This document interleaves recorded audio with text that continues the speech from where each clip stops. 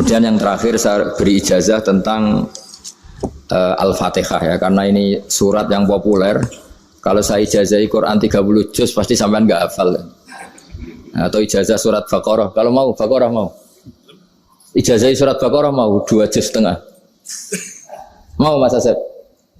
Ya Fatihah aja yang gampang ya. Nah, ya kulhu Fatihah ini paket ringan ini. Tapi pahalanya apa? Besar. Ini beda ya, artinya selama ini mungkin Anda baca tapi monoton ya. Tapi ini saya bacakan teks aslinya tentang istilahnya itu mazaya itu kelebihannya Fatihah.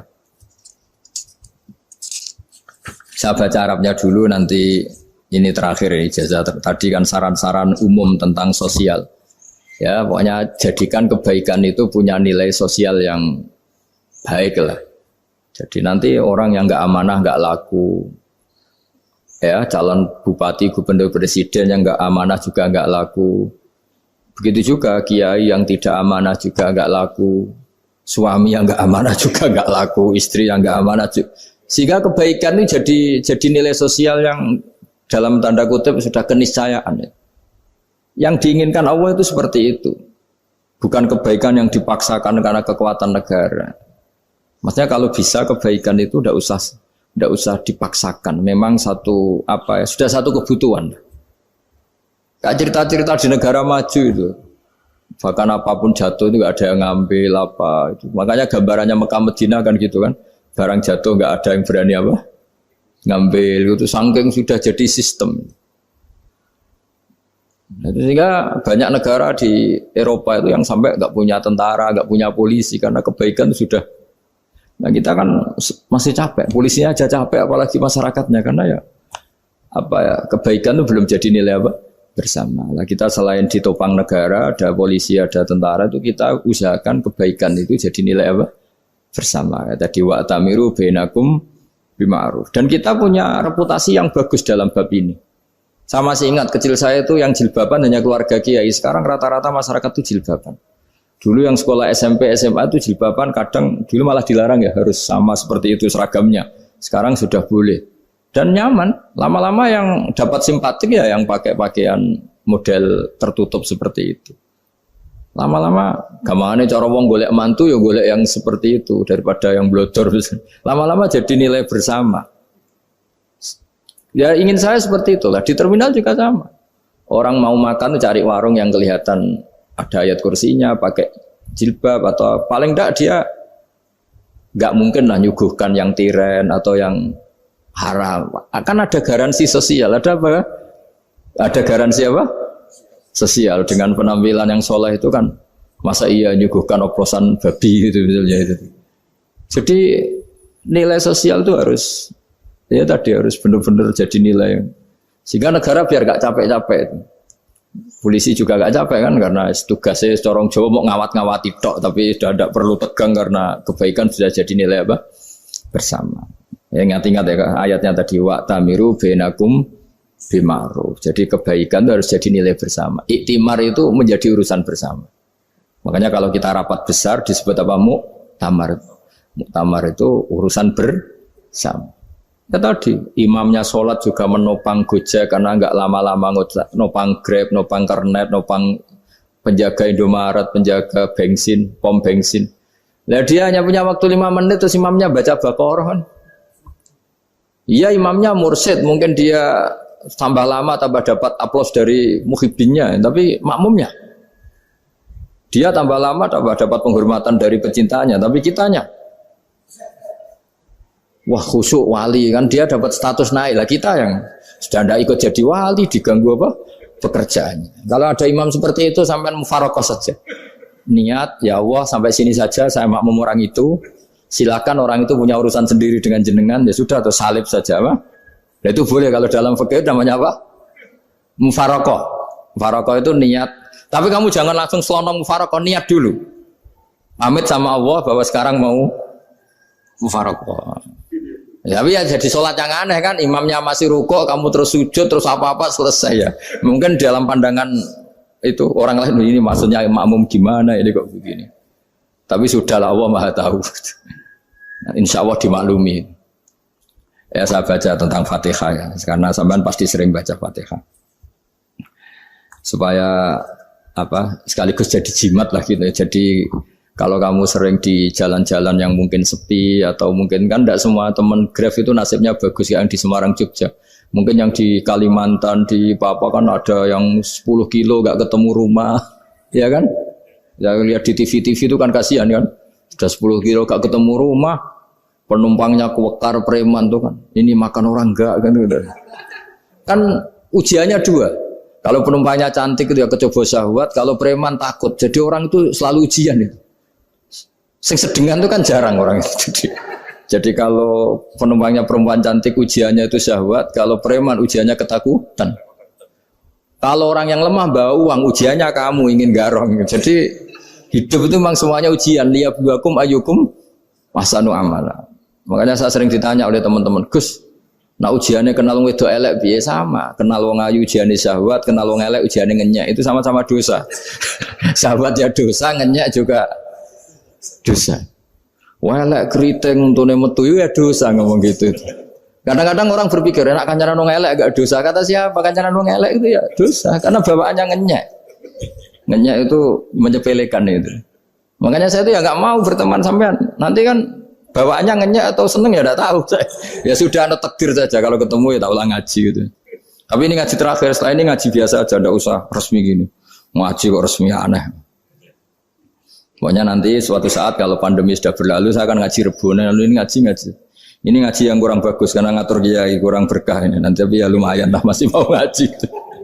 Ngaji kok tanggal ini jam ini.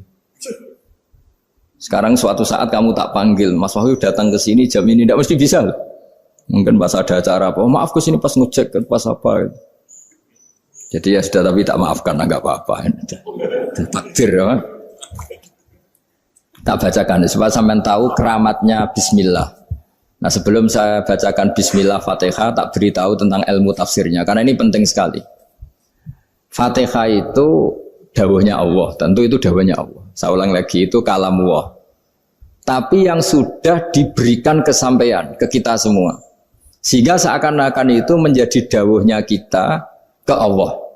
Jangan salah loh ya. Fatihah itu dawuh Allah tapi sudah diberikan ke kita. Sehingga posisi kita itu yang punya itu. Nah kenapa ini perlu dijelaskan? Karena nanti ada kalimat iyyaka na'budu wa iyyaka nasta'in. Kalau itu masih kalam Allah, berarti Allah ngomong ke kamu, ngendikan ke kamu, kepadamu aku menyembah. Masa Allah menyembah kamu? Nah sehingga ilmu tafsir itu menyelesaikan itu dulu ya. Saya ulang lagi ya, sebelum sampean sering baca Fatihah, aku yakin ya sering baca. Tapi barokahnya tidak paham itu tidak pernah janggal. Enggak paham itu ya penting supaya tidak iskal, tidak janggal. Sebetulnya di kalimat itu ada yang janggal. Kalau Fatihah itu kalimatnya Allah atau kalam Allah, bagaimana dengan kata-kata iyyaka na'budu? Masa Allah ngendikan ke kita, kepadamu kami menyembah. Masa Allah menyembah kita? Maka penyelesaiannya secara ilmu tafsir gimana? Semua ulama mengatakan, bukan satu dua, semuanya mengatakan di Fatihah itu semuanya diberi kawalan kalimat. Saya ulang lagi ya, di Fatihah itu semuanya diberi awalan kalimat qulu, katakan wahai hambaku begini. Ya, katakan wahai hambaku begini. Nah, begini ini pelajaran dari Allah yang sudah diberikan ke kita. Terus kita mengatakan bismillahirrahmanirrahim, alhamdulillahirabbil, termasuk kita mengatakan iyyaka na'budu wa iyyaka nasta'in. Jangan bayangkan Allah ngendikan ke kita. Kalau Allah ngendikan kita berarti gini, hei Wahyu, ihdinas siratal mustaqim, tunjukkan saya jalan yang benar. Nah nanti kamu terus, ya Allah, Anda aja minta petolong saya minta tolong siapa kan? Jadi panjang kan? Ya, saya ulang lagi ya. Jadi itu di Ulumul Quran diterangkan gimana? Sebelum baca Fatihah, ya. Fatihah itu kalamullah, ngendikane Allah, tapi yang sudah diajarkan ke kita dan sudah milik kita, sehingga kalimat itu menjadi milik kita. Tapi ya kalamullah, tetap kalamullah, tapi sudah menjadi milik kita. Udah paham ya? Ya pinter nah. Ya, karena kalau tanpa penjelasan seperti ini, Anda akan iskal. Bagaimana Allah iskal itu janggal? Bagaimana Allah mengatakan iya karena butuh? Kan jadi aneh ya? Ya, jadi tak jelaskan secara ilmiah ya. Jadi kata ulama-ulama tafsir, ayat-ayat Quran seperti ini sebetulnya dimulai dari qulu apa? Meskipun nggak dilafatkan. Itu kan sama dengan qul huwallahu ahad Muhammad. Katakan kalau Tuhan itu satu. Ya namanya Quran itu kan kalam Allah membina nabinya, membina umatnya. Makanya dikatakan atau enggak, di sini tersembunyi kata qulu, katakan. Ya. Jadi ya ibarat apa itu? Kamu ngajari anak kamu lah. Le, panggil jenengan bapak kula. Itu maksudnya anak itu, kalimat itu kalimat kamu, tapi kamu ajarkan ke anak kamu. Terus anak kamu bilang, Pak jenengan bapak kulo. Nah, ketika kamu mengatakan jenengan, bukan kamu mengatakan jenengan anakku, berarti anakmu itu bapakmu kan lucu kan. Anak kamu ajari jenengan bapak kulo. Kamu, engkau, bapak saya. Terus anak kamu mengulang jenengan atau kamu bapak saya. Berarti itu kalimat yang kamu ajarkan, tapi sekarang sudah milik anak kamu. Kalau itu kalimat kamu kan lucu, masa anak kamu bilang bapak. Nah itu seperti itu. Jadi ulama memberi solusi atau jawaban iya karena abudu. Iya itu sebelumnya ada kata-kata qulu, katakan wahai hambaku, hubungan kamu dengan saya adalah katakan iya karena abudu wa iya karena nasta'in. Terus hubungan kamu dengan saya katakan juga dalam doamu ihdinas siratal mustaqim. Jelas ya, jadi itu kalam Allah yang sudah milik kita karena diajarkan Allah untuk kita. Dong ya? Ya dong, yes. Gak jelas ya. Tapi bagus, gak jelas itu bagus. Kalau kamu jelas gak jadi dikrem, jadi gubernur. Min azimi fadliha kasratu asma'iha wa fadail ukhra. Ini cerita dramatisnya surat Al-Fatihah. Qala Abu Hurairah radhiyallahu anhu inna iblisa ranna khina unsitat al-Fatihah. Jadi iblis itu begitu kesakitan. Ini kitab Abwaabul Farad karangannya Syekh Muhammad Alawi, juga kutipan dari beberapa kitab. Yang jelas beliau sendiri juga ngutip dari beberapa riwayat di beberapa hadis. Halaman 123. Ketika Fatihah turun itu iblis kesakitan. Kayak orang sakit gigi lah, tersiksa sisanya karena turunnya surat apa? Al-Fatihah. Artinya kalau Anda baca Fatihah dijiwai, maka Anda melemahkan setan, melemahkan iblis. Wa qala Mujahid, khina unzilat Fatihatul kitab ronna fastama indahu asyayatin. Jadi ketika Fatihah itu turun, iblis itu terkapar lah kira-kira. Sampai dijenguk banyak setan. Jadi kemana di ICU lah kira-kira gitu kalau sekarang itu. Entah COVID entah enggak tahu. Pokoknya di ICU sampai dijenguk banyak setan. Enggak tahu bawa apa enggak tahu. Pokoknya dijenguk banyak setan. Nah, yang nyangoni karena ini apa? Ketuanya apa? Pingsan, sakit. Jadi iblis itu sakit sampai dijenguk anak buahnya setan-setan. Ya, semoga kalian semua tidak kenal setan. Kalau kenal berarti teman, apa? Wa qalu misla dzalik. Wa qala lahum laisa mimma taquluna syai'un walakin unzilat suratun laisa ajruqa ilya illa an harramahu alaihi nar jahannam. Saya ini bukan sakit fisik kata iblis. Kamu tidak usah jenguk saya, datangkan dokter terbaik, tidak usah. Saya ini tidak sakit fisik. Saya ini sakit karena ada surat yang diturunkan, yang pahala yang melafatkan surat itu pasti selamat dari neraka. Padahal misi terbesar saya ini supaya manusia masuk neraka. Sekarang punya tamengnya. Wah pusing kan? Ya seperti orang lah goda sampean ternyata sampean setia itu kan pusing. Nah ternyata tidak setia itu yang akhirnya ribet kan itu.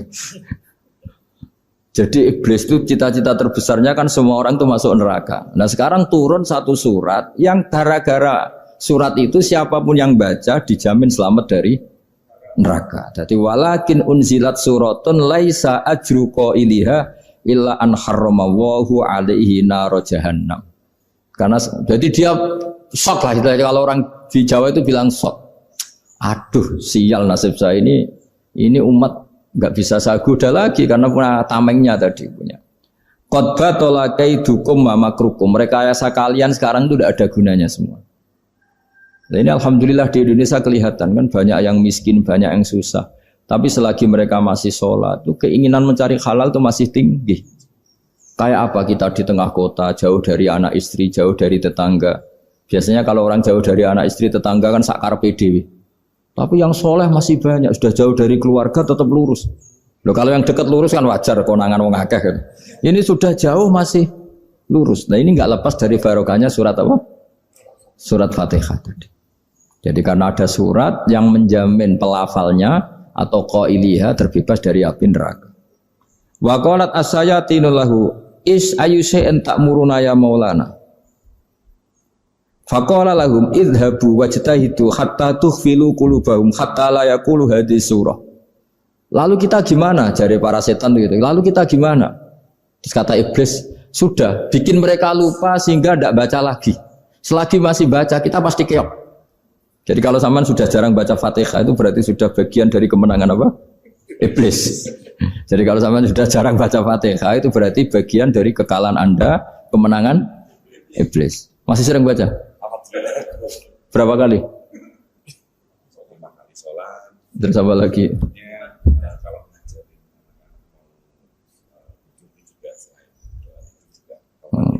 Kok 5 kali tok itu? Berarti pas salat fardu tok itu. Enggak 5 kali itu mendingan itu 17. Kamu itu ngitungnya jangan 5 ini. 5 waktu itu berarti lumayan kan? Berapa? 17 ya? Ya. 17 ya? Ya. 17. Tapi kalau makmum tuh sering separuh kan? Apalagi makmum tarawih. Ya kan? Makmum tarawih itu bacanya Fatihah ada yang sempurna enggak ya? Ya enggak lah. Baru alhamdulillah rabbil alamin mampu ruko ikut ruko gitu. Makmum kan yang tarawih lah Mas. Kalau tarawih jarang sempurna ya. Fatihahnya itu. Kan imam sudah ruko. Kamu bacanya Fatihah sampai mana tuh? Baru setengah ya. Ya paling pas tarawih aja kan enggak sempurna ya. Apalagi kalau imamnya sing kilat tuh waduh malah. Nah ketika Fatihah itu sebegitu keramatnya, sebegitu topnya, itu setan rapat, singkat cerita itu yang tadi dipimpin oleh iblis yang sedang terkapar apa? Terus tadi obatnya nggak ada, cuma dia shock karena ada surat yang turun yang melafatkan itu pasti selamat dari apa? Neraka. Nah ini gimana saran Anda? Terus sarannya adalah bikin orang-orang itu lupa, tidak baca Fatihah.